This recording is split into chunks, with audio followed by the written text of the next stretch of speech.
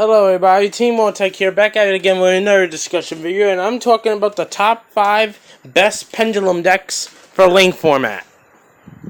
So yeah, this is basically off of an idea that I've gotten from someone I know that says all Pendulum decks will suck following Links. And I have to disagree with that.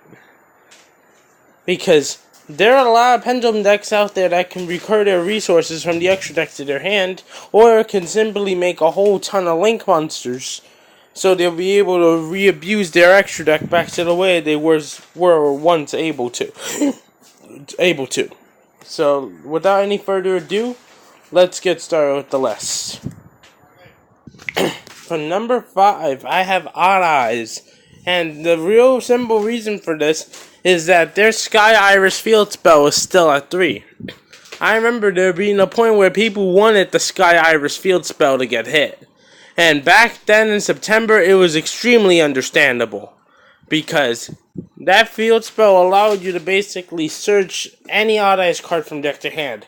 The Odd Eyes Dragon himself, the Odd Eyes Fusion, Odd Eyes Pendulum Unicorn, or the fucking Bird Phoenix itself.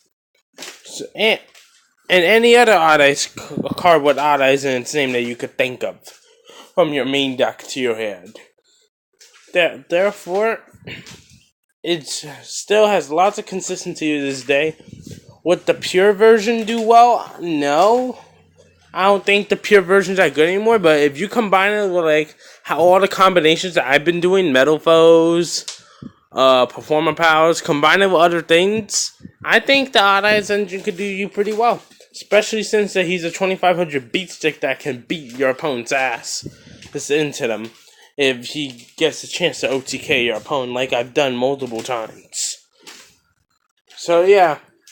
That's what I have to say for the number 5 on this list. It's not that great, but it has lots of potential to get there.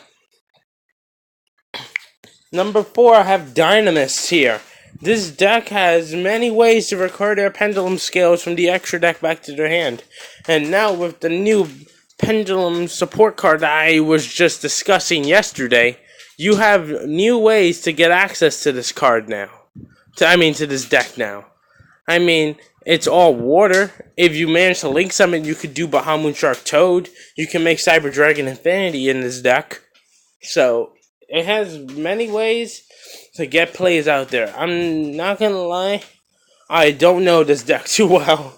This is one of the decks I never really took the time in my life to really study and learn like a whole bunch. I just know simple plays that the deck can do. And let's not forget how that fucking continuous trap card is fucking broken. A 1-card scale and a compulsory in 1. That card is ridiculous. Now I know why they came out with that for Dynamis, because they knew Link Summoning was coming out. So now you will have to play that trap card.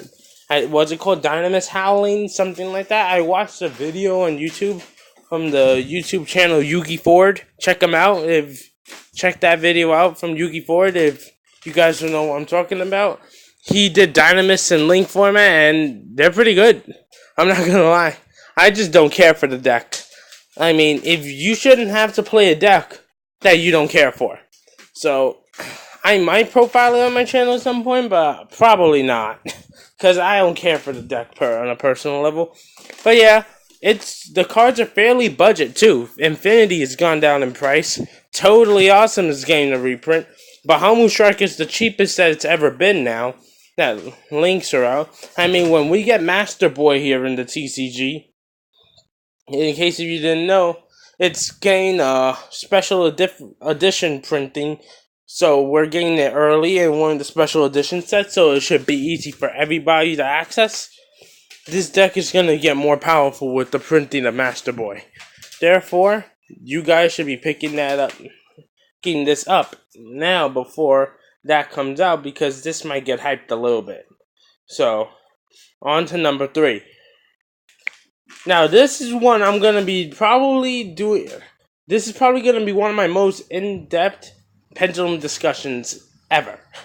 And that's because it's the fact that it's not at number 3. That's number 3. Sorry, just had to fix that for you guys. want to get rid of pointless things on the very top. But anyways, yeah, this deck is not number one. I mean, it's good. It's good enough to be third place, but it's not number one, folks. It really isn't.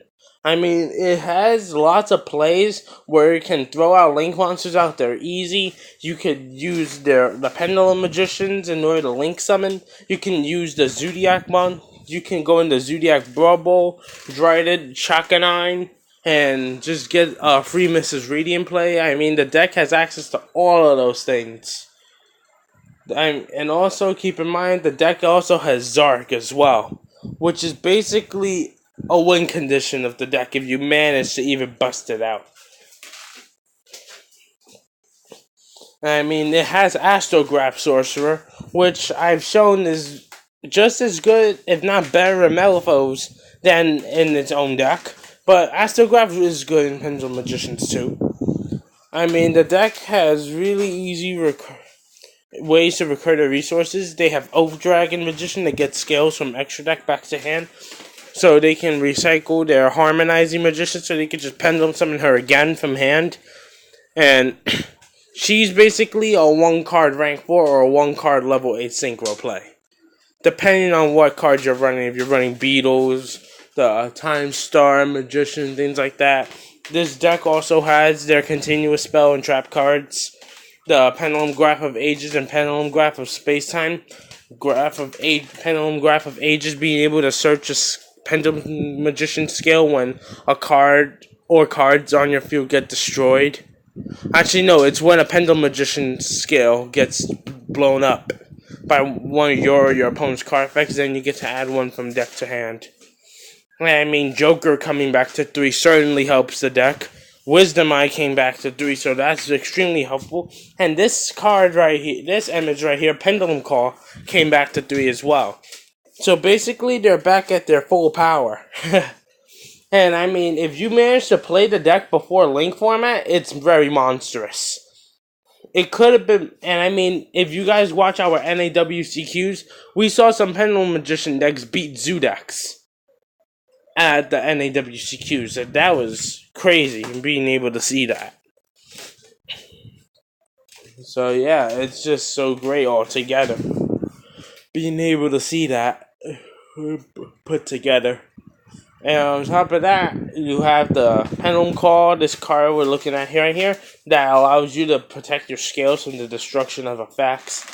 And then you have synergy with the Space-Time Trap card, and when your scales are protected, you get to send one card on your opponent's field to the graveyard without targeting or destroying or anything like that. You just send the card on their field to grave. It doesn't target or destroy. So it has free synergy with that. So the deck definitely deserves to be in the top 3, but do I think it's a number 1 spot for Pendulum decks? Nuh-uh. Because there's just better out there. There really is, yo. There's way better Pendulum decks out there than the Magicians. I mean, look, I understand that everybody's into that bandwagon hype for Pendulum Magicians, but it's not worth it, man. I mean, if you want to pick it up, at least try to do something unique or interesting with the deck. If you guys saw that meme video I posted on my channel about Team Samurai X1's shitty recording process, that guy's deck profile was decent. It was interesting. It had interesting text in there that I never seen other people run before, but I have run before. But even though he could easily make the deck better, it's definitely a breath of fresh air from Team Samurai's net deck clickbait deck profiles that we've seen of Pendulum Magicians on his channel before. And I don't mind playing the deck, but I just prefer if people try to use more interesting text or originality with the deck than just going on Google or YouTube, looking up deck lists that are posted by Team Samurai or that have top and net decking and clickbaiting those lists. Because it really is just wrong to do so. So now, number 2, Metalfoes. That's right. Metalfoes are better than Pendulum Magicians in Link format. debate me on this one. I will debate you any way I can. Number 1 is debatable. Number 1 probably shouldn't be where it's at, but I put there because I feel it really is the better off of metal foes. And I'm going to explain why metal foes are number 1 when we get to number 1. But why metal foes are number 2?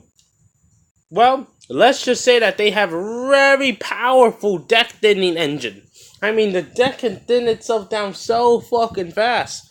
And need I not remind you of how this fucking card right here that you're seeing synergizes with Foolish Burial Goods, basically giving you 4 more copies of Upstart Goblin in your deck? Like, literally, it's 4 more copies of Upstart Goblin in your deck when you use Metalphos Fusion 3 Foolish Burial Goods. You got 4 more Upstart Goblins in there, so you technically have up to 5 Upstart Goblins available for your deck. 35 card deck. For real. I mean, let's get that argument out of the way, and how Team King of Games has been able to slap in his Metalphos engine into so many different fucking decks. It's not even funny. And let's not take out the argument of full Metalphos Fusion being a great quick play spell card to go into Alkahest on your opponent's turn and disrupt their plays by taking their special summon Firewall Dragon if you happen to be going against that. You're able to take Firewall Dragon and equip it to your monster. To your monster as well, so you're able to cut off your opponent there. You have cards like Metalphos Counter, which can banish themselves from graveyard in order to recurse scales from your extra deck to your hand. And keep in mind, if you play Metalphos correctly, basically how I play Metalphos, you'll be able to Pendulum Summon, but you're not going to keep both your scales there. You're probably going to have like 1 scale and 4 back row. You want to try to get the back row out as fast as possible now with the deck. Metalphos are great, but you just have to play them correctly. And they're better in 60 card variants now than the 40 card variants because you want to be able to use as many Metalphos skills as possible. And then you have access to Scout. You have access to stuff like the Odd Eyes Dragon in this deck. You have access to that fucking equip spell card I showcased in my video last night. It was late, so I couldn't. So I was tired already. That's why I'm posting this late now. But yeah, if you go watch that video where I use an equipped spell card that nobody knows in Metalphos. I mean, Metalphos can just synergize with almost anything if you put your mind to it. Metalphos Cosmo, Metalphos Performer Pals, Metalphos Pendulum Magicians. I mean, Metalphos Cleforts, Metalphos Dinosaurs, Metalphos, what was the other variant I did?